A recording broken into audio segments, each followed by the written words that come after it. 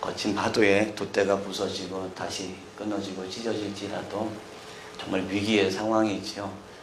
그럼에도 불구하고 주님에 대한 신뢰는 변하지 않는 것. 그게 믿음이에요. 힘들면 힘들수록 세상을 향해 외치는 거죠. 그럼에도 불구하고 나는 주님을 믿습니다 라고 하는 고백들이 여러분들에게 삶의 자리에서 늘 풍성하게 넘쳐날 수 있기를 축복합니다. 축복합니다. 벌써 1월달 마지막 주 마지막 날이에요. 1월달 어떻게 보내셨나요? 시간이 너무 빨리 지나가는 것 같아서 아깝기도 하고 허무하기도 하지만 지나가는 세월과 시간 속에도 분명히 하나님의 손길이 있을 것이고 또 하나님이 역사하시고 계획하심도 분명히 있었을 것이고 또 앞으로 다가올 시간들을 통하여 그 계획하심이 또 아름답게 이루어지고 나타나게 됨을 보게 될 줄로 믿습니다. 계속해서 창세기를 통해서 이야기 순으로 차례차례 이렇게 진행하고 있어요. 이런 과정들이 너무나도 중요한데 그동안 이렇게 산발적으로 여기 저런 부분 이렇게 우리가 얘기를 들었지만 이제는 좀 순서적으로 한번 올해는 설교를 또 말씀을 준비해 보려고 합니다. 그래서 오늘은 네 번째 시간으로 최초의 살인이라는 사건의 현장에 함께 가보려고 합니다. 여러분 백설공주라고 하는 동화를 아시지요? 모르는 분이 없을 거예요. 백설공주.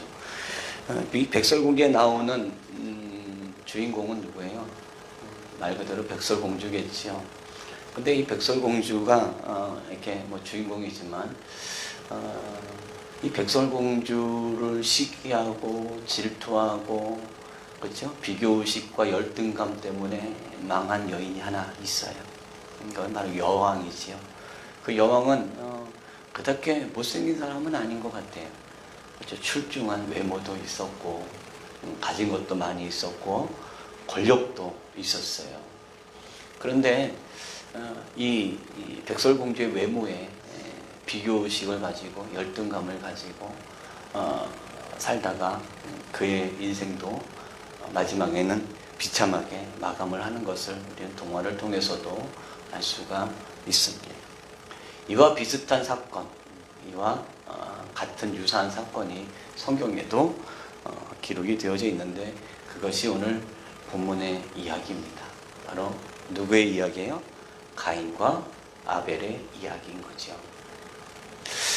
하나님이 천지창조 다 하시고 사람을 만드셔서 동산에 두셨어요. 그리고 선악을 알게 한 나무의 실과를 먹지 말라 했는데 그들이 그것을 먹게 되죠. 그래서 결국은 그들은 에덴 동산을 쫓겨나가게 돼요. 그리고 온갖 저주를 다 안고 에덴 동산에서 나오게 됩니다. 그래서 하나님이 에덴 동산을 두루두는 화영검을 두셔서 아무도 들어가지 못하도록 만들어 놓으셨다는 이야기 우리가 너무나 잘 알지요. 그래서 세월이 흘렀습니다. 그들은 하나님이 내리신 저주대로 땅을 갈아야 됐고 수고를 해야 됐으며 또 노동을 해야 먹을 것을 얻을 수 있는 처지가 된 거죠. 그렇지만 세월이 흘렀지만 그래도 그들은 아이를 낳게 됩니다. 그 아이의 첫째 아이의 이름이 가인이라는 아이예요. 이 가인이라고 하는 아이 이름은 여호와께서 등남하게 하셨다라는 이야기의 뜻이에요. 하나님께서 아들을 낳게 하셨다 이런 이야기가 되는 거죠. 얼마 안 가서 또 아벨을 낳게 됩니다. 아벨의 이름이 허무예요. 이상하죠? 왜 허무라고 졌을까? 자기 아들의 이름, 둘째 아들의 이름을 허무라고 지었어요. 이 이스라엘의 우리나라 사람들은 이름을 지을 때 미래지향적으로 지어요. 미래지향적. 그러니까 이 아이가 나오면 이 아이가 앞으로 이런 사람이 됐으면 좋겠어요. 빛나는 돌이 됐든 이렇게 이름을 한자로 멋지게 짓잖아요. 근데 이스라엘 나라는 문화가 좀 그래요. 그들이 이름을 지을 때는 미래적으로 이 사람이 이렇게 됐으면 좋겠다 해서 짓는 게 아니라 지금 현재 상태를 그 아이의 이름에 지어요. 지금 현재 상태. 그러니까 그 아이의 이름을 부를 때마다 그때를 생각하는 거야. 좋으면 좋은 대로, 실망스러우면 실망스럽고, 또는 힘들면 힘든 대로 그 아이의 이름을 그렇게 지어요. 그러니까 멀리 시간이 지나서 그 아이의 이름을 부를 때 그때를 생각하는 거예요. 야, 그때 내가 그렇게 처절하게 죽을 것 같았고, 그렇게 처절하게 힘들었을 때에도 그때는 끝장인 것 같았는데, 야, 내가 지금 살아있네. 그렇죠? 그 아이의 이름을 부르면서 그것을 떠올리게 되는 거예요. 이게 이제 문화적 특징이기도 하고, 성경의 이름을 짓는 모든 내용들이 다 그렇죠? 다 그래요. 이름을 지을 때 지금 현재의 상태를 보고 지는 거예요. 내가 상태가 기분이 좋고 행복하면 자녀의 이름도 어떻게 돼요? 행복한 거예요. 근데 내가 정말 비참하고 내가 정말로 막 힘들어. 그럼 그때 그 자녀의 이름도 힘든 이름이 되는 거예요. 성경에 보면 왜 이름을 이따위로 짓지? 라고 생각할 수 있는데 그렇게 생각하시면 되는 거예요. 아벨을 낳고 허무라는 뜻으로 아벨이라는 이름을 지어줬어요. 아마 아담과 하와가 정말로 에덴 동산에 쫓겨나서 정말 처음에는 정신없이 이렇게 살았지만 어느 시간을 지나고 나니까 너무 힘들었던 것 같아요. 그래서 인생이 허무하다라는 생각을 했을지도 있겠죠. 어찌됐든 가인과 아벨을 낳습니다. 그리고 세월이 흘러서 가인은 농사짓는 자가 됐고 아벨은 양치는 자가 되었어요. 그래서 그들이 하나님 앞에 이제 제사를 준비하는데 가인은 그 땅에서 나오는 소산물로 그러니까 농산물이죠. 곡식이든 되겠죠. 그것으로 제사를 드렸고 아벨은 첫 양새끼를 드렸어요. 근데 여기서 문제가 생겨요. 하나님이 그들의 제사를 보시고 가인의 예배를 받지 않으시고 제사를 받지 않고 아벨의 예배를 받아요. 아벨의 예배를 받으니까 아벨은 좋죠. 하나님이 자기 제사를 받아주셨으니까. 근데 문제는 가인이에요. 가인이 아벨에 대해서 질투심과 비교의식, 제 건 받고 내 건 안 받아? 열등감으로 인해서 아벨을 들판으로 유인해내며 최초의 살인을 저지르게 됩니다.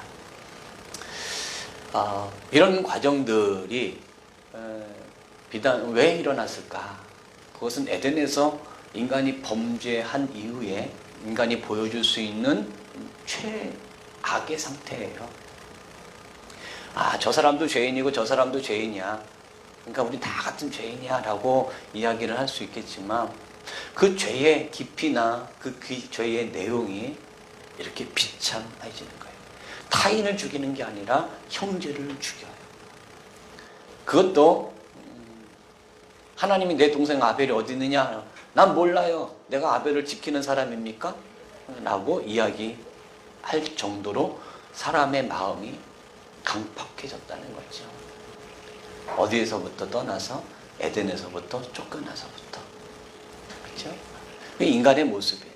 그러니까 인간이 하나님의 품을 떠나서 제일 먼저 한 짓거리가 바로 이거예요.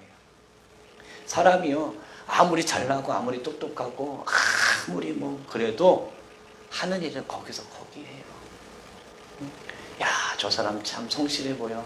요즘에 그런 기준들이 다 깨졌죠. 야, 저 사람 정말 성실하고 착해. 야, 저 사람이면 돼. 그랬는데 어느 날 뭔가 또 터져. 야, 저런 사람이 그랬네. 그러니까 사람을 믿을 수가 없는 거예요. 그러니까 사람은요, 겉포장은요, 막 이쁜 척하고, 있는 척하고, 자기는 안 그런 척하지요. 아니요, 절대로 그렇지 않아요. 그 내면은 너무나도 추악해요. 요즘에 사람들이 그런 게 드러나는 세상인 것 같아요. 그렇죠? 야, 저 사람은 안 그럴 것 같아. 그런데 그 짓을 하고 있었어. 야, 저 사람은 정말 깨끗한 사람 같아. 근데 그 뒷구녕으로는 다 지저분하고 추한 짓을 하더라는 거예요. 하나님의 품을 떠나 인간이 할 수 있는 건 아무것도 없어요. 오늘 최초의 살인이에요. 최초의 도적질이 아니에요. 최초의 거짓말이 아니에요. 최초의 살인이에요. 최초의 살인. 여러분, 이 사실을 우리는 인식을 해야 돼요. 우리가 하나님 안에 붙어 있어야 우리의 가치가 높아지고 우리의 존재감이 더욱 아름다워질 뿐만 아니라 하나님 안에 있어야 사람답게 살 수 있는 거예요. 하나님 밖에 나가니까 제일 먼저 하고 저지른 짓이 바로 이거예요. 자, 그런데 오늘 이 본문을 통해 이 최초의 살인 어떻게 일어났는가 과정을 말씀을 드렸어요. 가인의 제사는 안 받으시고 아벨의 예배는 받으시고, 그러면 이 살인의 원동력, 다시 원인을 제공한 건 누구야? 하나님이잖아. 아니, 그냥 두 눈 딱 감고 둘 다 받아주셨으면은 이런 일이 안 일어나잖아. 근데 하나님이 누구의 거는 받으시고 누구의 건 안 받았어요. 거기서부터 문제의 발단이 일어나는 거예요. 자기가 제사를 드리는 내 건 안 받고 저 동생의 것, 아벨의 거는 받았으니까 시기가 일어나고 질투가 일어나는 거예요. 그리고 나서 막 그것 때문에 분노가 일어나요. 그 분노를 억제하지 못해서 동생을 들판으로 유인에다가 돌로 쳐 죽이는 거예요. 사랑이 그렇죠? 하나님이 원인을 제공하겠지만 하나님은 정확한 기준을 가지고 가인의 예배와 아벨의 예배를 비교하셨던 거예요. 우리가 예배를 잘 드리면 은혜가 돼요. 잘 못 드리면 가인짱 나는 거예요. 예배를 드리고 가는데 왠지 모를 시기와 분노와 질투가 생겨요. 여러분, 가인의 예배, 받지 않으신 예배예요. 예배를 드리고 가는데 여전히 내 안에 걱정과 근심과 불안과 초조와 두려움이 있다면 여전히 나는 가인의 예배를 드리고 있는 거예요.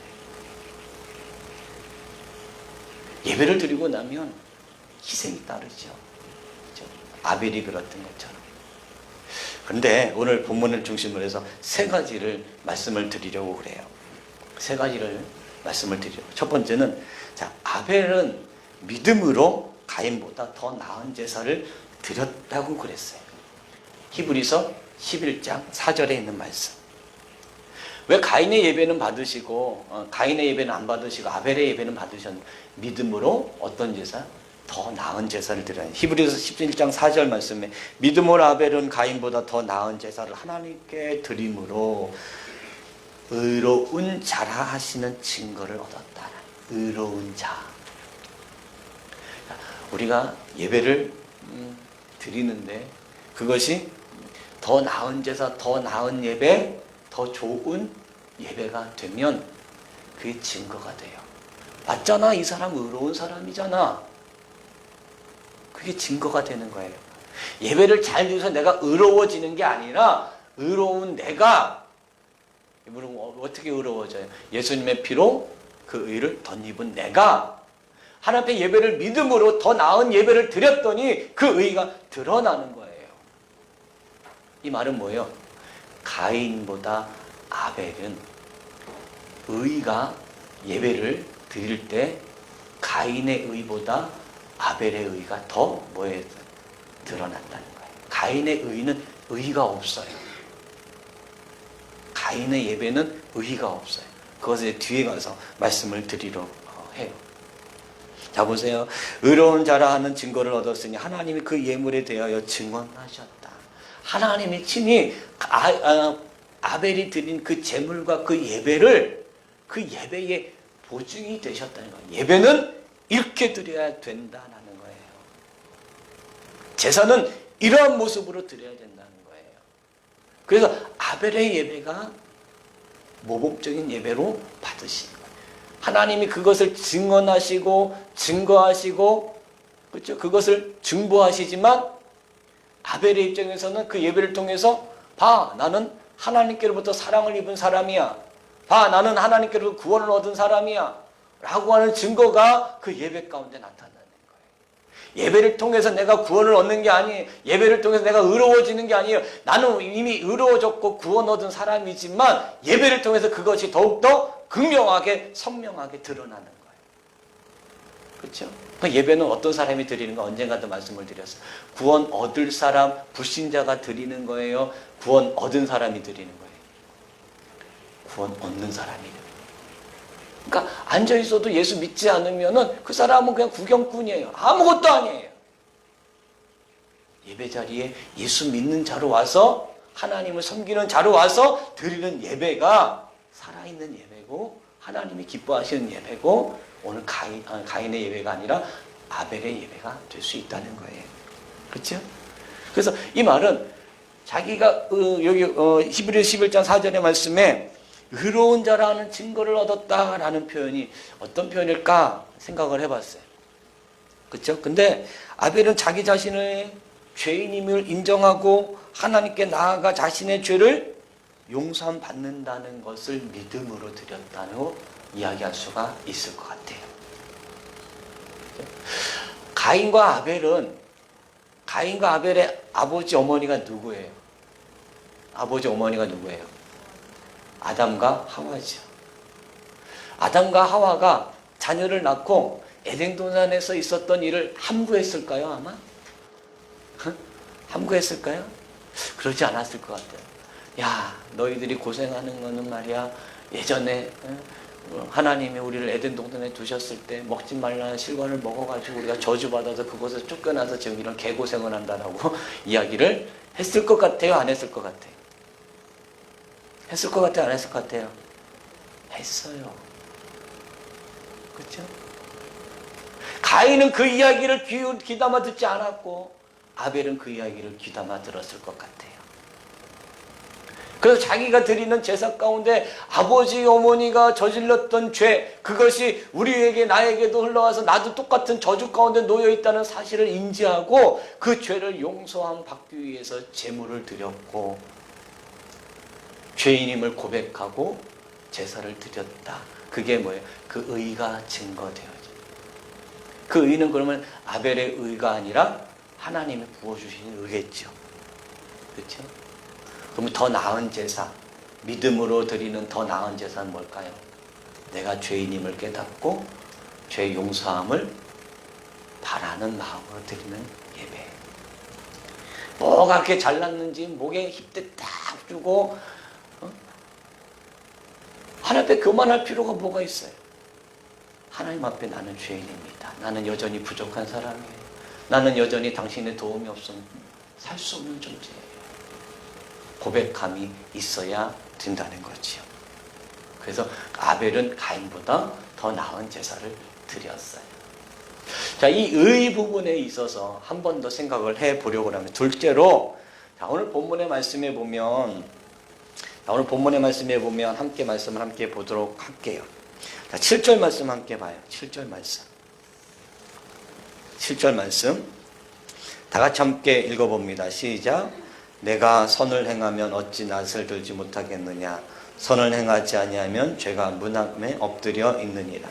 죄가 너를 원하나 너는 죄를 뭐하라? 다스릴지니라. 자, 근데 여기서 우리가 중요한 부분이 있어요. 자, 우리 요한일서 3장 12절 말씀 함께 찾아봅니다. 요한일서 3장 12절 말씀.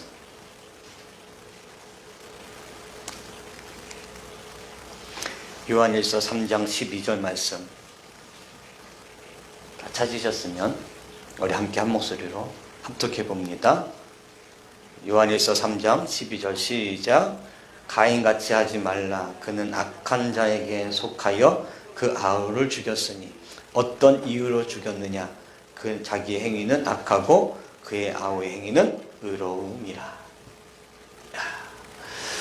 여기서 요한일서 3장 12절에 보면 악한 자에 속했다라는 말은 의미 뭐 우리가 예전에 빨갱이 그려라 그러면 막 머리에 뿔나고 도깨비처럼 막 그렸잖아요. 근데 시간이 지나서 북한 사람들 보고 간첩들 보고 빨갱이들 이렇게 보면은 우리하고 똑같이 생겼잖아요. 그렇죠? 악한 자에게 속했다라고 해서 막 뿔이 나고 막 이게 뭐 이상하게 생긴 게 아니에요. 똑같이 우리와 똑같이 생겼고 똑같은 말을 하고 똑같이 행동을 해요. 근데 단지 이 악한 자에 속했다라는 말은 뭐냐면 그 마음과 생각이 마귀에게 완전히 빼앗겼다라는 표현이에요. 뭔가에 홀렸다는 거죠. 뭔가에 홀렸다. 뭔가 이렇게 우리가 홀렸다는 말을 많이 써요. 생각이나 마음이 마귀에게 완전히 빼앗겼다라는, 그게 악한 자에 속해 있다라는 표현이에요. 그 요한일서에 그는 악한 자에게 속하여라는 표현을 쓰고 있는 거예요. 아마도 가인이, 하나님이 자기 예배는 안 받으시고 아벨의 예배만 받으시니까 아벨이 심하게 미워졌겠지요. 그리고 그것에 의해서 시기심이 생겼고 질투심이 생겼고, 그래서 그런 것들을 마귀가 꼬투리 잡아서 그 생각들을 싹 다 뭐예요? 어떻게? 마귀가 자극을 했을 거라. 그러면 야, 마귀가 그런 가인의 마음에 막 시기심이 일어나고, 그렇죠? 막 그런 어떤 질투심이 일어나고 막 초기에 하나님이 그렇게 말씀하셨어요. 자, 다시 창세기 7장으로 보면 뭐라고 그래요? 7장 마지막 7절 마지막 절에 뭐라고 그래요? 죄가 너를 원하나, 죄가 너를 원하나 너는 뭐해라? 죄를 다스려라. 지금 하나님이 경고하고 있는 거예요. 지금 요한일서 3장 12절에 있는 말씀이 지금 그대로 지금 가인에게 일어날 일보 직전이에요. 그때 하나님이 가인에게 말씀하시는 거예요. 야, 죄가 너의 문 앞에 와 있어. 너의 시기심, 질투심, 분노심을 지금 마귀가 그것을 노리고 있어. 하지만 너는 그것을 어떻게 해요? 죄를 다스려라.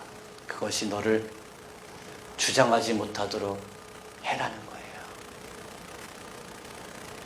결국은 어떻게 돼요? 이것을 자신을, 이 생각을, 마음을 다스리지 못하고 추스리지 못해서 동생을 죽이는 끔찍한 악행을 저지르게 되는 거예요. 여러분, 우리도 어쩌면 극한 상황을 만나고 위급한 상황을 만났을 때 우리의 마음과 생각을 주님께서 지켜주시기를 원해야 돼요. 그렇죠? 원해야 돼요. 에덴 동산에 있을 때에는 이 마귀의 세력이 우리를 범하지 못했어요. 단지 유혹만 할 뿐이었어요. 유혹. 그 유혹에 하와가 넘어간 거예요. 근데 에덴 동산에서 쫓겨나온 사람에게는 마귀는 우리에게 유혹하는 게 아니라 직접적으로 역사해요. 이게 이제 심각한 거예요. 에덴 동산에 있을 때는 마귀가 그냥 이런 말 저런 말로 막 속이죠.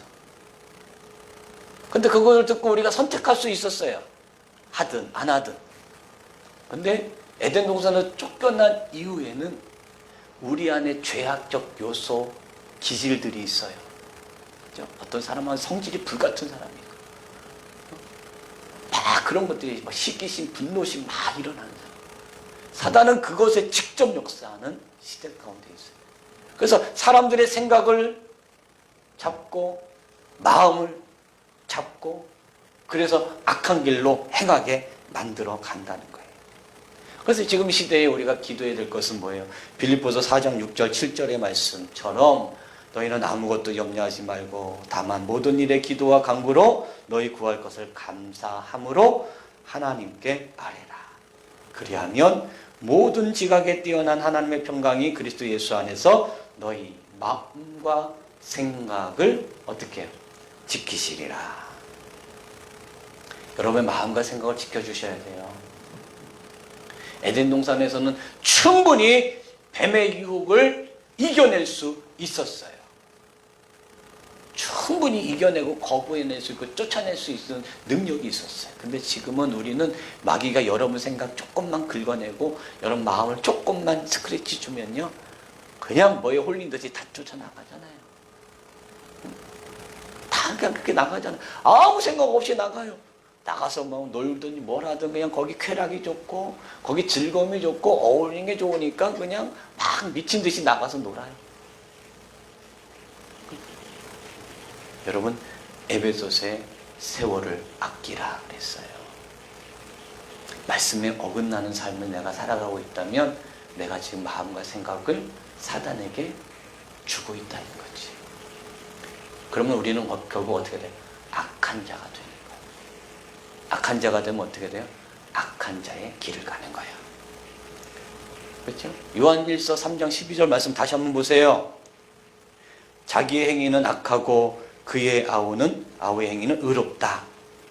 그렇죠? 다시 말하면 자, 그 위에 절에 가인과 같이 하지 말라. 그는 악한 자에게 속하여 그 아우를 죽였으니, 악한 자에게 속해서 그 아우를 죽였고, 그 죽인 행위는 하나님은 악하다고 보시는 거예요.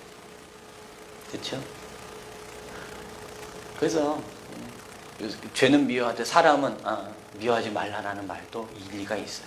저 사람 생각하고 그러는 거 아니에요. 그렇죠? 어떤 사람이 죄를 저지를 때 막 세상에 빠져 살 때 그 사람 정신 갖고 안 그래. 온전한 정신이면 그렇게 못 살아요. 시간 아까워서 못 살아요. 돈 아까워서 그런 짓 못해요. 그렇잖아요. 그런데 그렇게 하고 다녀도 아무렇지도 않아. 왜 그럴까? 그냥 마음이, 생각이 이미 빼앗겨 버렸고, 빼앗긴 상태에서 내가 하는 행동 모두가 다 악한 행동이 돼요. 여러분, 주께서 여러분 마음과 생각을 지켜주시기를 주의 이름으로 축복합니다. 세 번째, 마지막으로 여러분, 아벨의 행위는 의로웠고 가인의 행위는 악했다. 아까 아침에 요한일서 3장 12절 하반절 말씀 함께 읽어봅니다. 어떤 이유로 죽였느냐? 자, 거기 자기의 행위는 악하고 그의 아우 행위는 뭐했다? 의롭다. 가인의 행위는 악했어요. 그리고 아벨의 행위는 의로웠다라고 지금 하나님이 평가해 주고 계셔요. 자, 여기서 우리가 주목해 봐야 될 것이 있어요. 하나님이 가인이 어떤 재물을 가지고 오느냐? 가인이 어떤 모양과 어떤 내용으로 어떤 절차로 제사를 드리느냐? 아벨은 또 어떤 모양으로 드리느냐? 이걸 보신 것이 아니라 뭘 보셨어요? 평소의 삶을 보셨다는 거예요. 무슨 삶을 보셨어요? 평소의 삶을 보셨다는 거예요. 여러분, 평소에 신뢰를 주지 못하면 아무리 콩으로 매주를 쓴다고 해도 믿어요, 안 믿어요? 안 믿어. 1년 365일 지 맘대로 살고 막 속은 속대로 썩이고 막 그러다가 1년에 단 2번 어버이날하고 부모님 생일 때 선물 잔뜩 갖다 준다고 해서 그게 돼요? 생각해 보세요. 1년 365일 중에 내 마음대로 막 다 살고 말도 안 듣고 지멋대로 살다가 어머니 아버지 생일이라고 생일 선물 근사한 거 사다 준다고 행복해요? 즐겁나요? 아니에요. 부모는 어떤 삶을 자녀들을 바라보면서 즐거워해요? 평소에 성실하고 착하고, 그렇죠? 평소에 살아가는 삶을 보고 기뻐하고 슬퍼하고 하는 거예요. 가인이 곡식을 드려서, 아벨이 양의 새끼를 드려서 하나님이 받으시고 안 받으신 것이 아니라 하나님은 그들의 삶의 모습을 보시고 받고 안 받고 하신 거예요. 아마 제물이 바뀌었어도 하나님은 가인의 제사를 안 받으셨을 거리요. 가인이 어린 양의 새끼와 기름으로 제사를 드리고 아벨이 곡식으로 제사를 드렸다고 해도 하나님은 아벨을 받으셨을 것 같아요. 가인은 뭘로 드려도 안 받았을 것 같아요. 그렇죠? 여러분, 믿음과 행위는 같이 가야 돼요. 예배와 삶은 같이 가야 되는 거예요. 주를 한번 딱 예배 드리고 이젠 됐어. 난 의무 방어전 했어. 이제 끝났어. 이제 내 마음대로 살 거야. 친구 만나러 가야지. 돈 벌러 가야지. 뭐 하러 가야지. 그 예배 받으시겠냐고요. 안 받으셔요. 그렇죠? 여러분, 하나님은 우리의 예배를 주목해 보시지만 함께 아우러 무엇을 보셔요? 우리의 삶도 보셔요.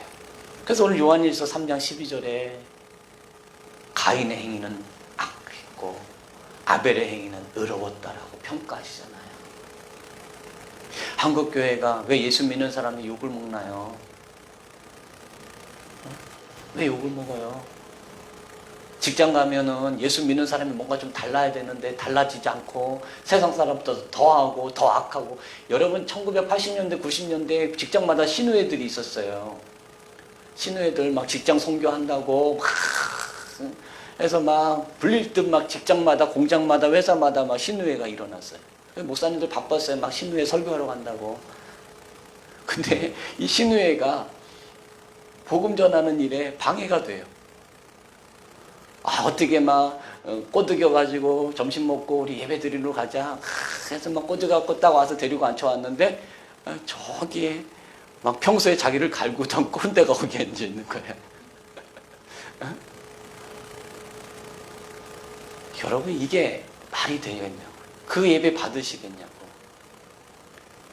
절대로 안 받으셔요.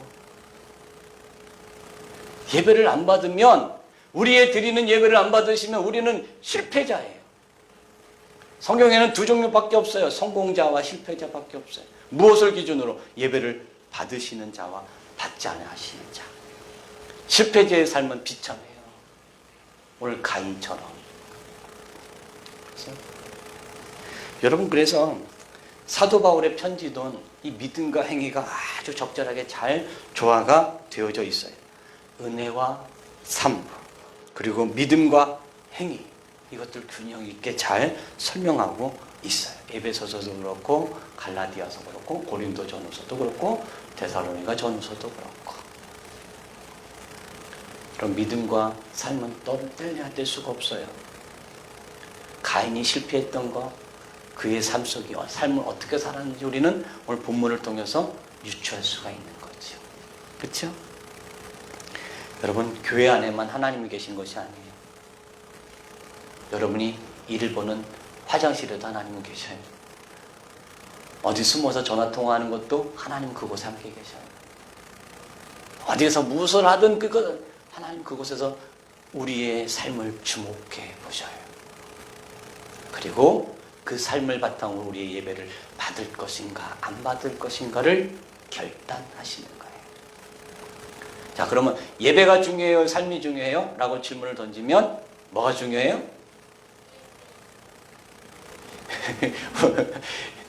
예배가 중요해요. 그렇죠? 예배가 중요해요. 그런데 예배 못지않게 뭣도 중요해요? 삶도 중요해요. 똑같이 중요해요. 똑같이. 오늘 여러분의 삶의 현장에 정말로 예배 드릴 때의 모습과 삶의 자리에서 모습이 같기를 주의 이름으로 축복합니다. 축복합니다.